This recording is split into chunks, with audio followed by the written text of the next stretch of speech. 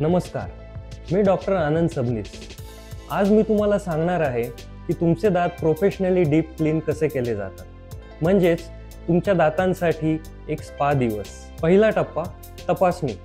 ज्यावेळी तुम्ही माझ्या खुर्चीत बसता त्यावेळेस तुमच्या दातांची आणि हिरड्यांची सविस्तर तपासणी केली जाते।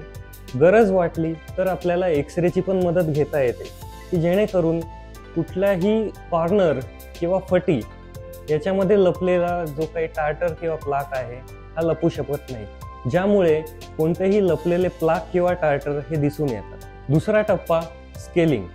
स्केलिंगमध्ये अत्याधुनिक अल्ट्रासॉनिक इन्स्ट्रुमेंटचा वापर करून दातावर जमा झालेलं टार्टर किंवा स्टेन्स जे काय असतं ते क्लीन केलं जातं।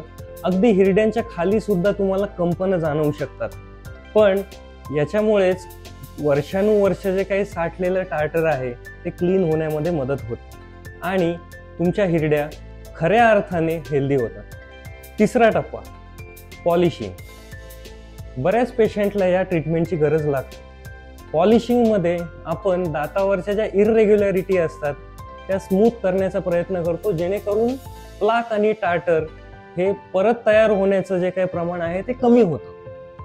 ह्याने तुमचे दात व्हाईट होत नाही। पॉलिशिंगचा अर्थ तसा घेऊ नका।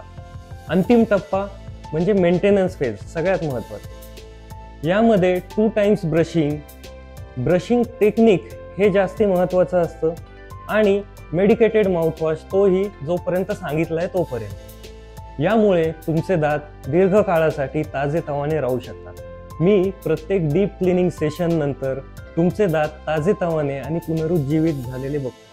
ही इन्फॉर्मेशन तुम्हाला आवडली असल्यास हा व्हिडिओ जास्तीत जास्त लोकांना शेअर करा आणि तुमचे काही प्रश्न असतील तर ते मला कळवा। थँक्यू, धन्यवाद।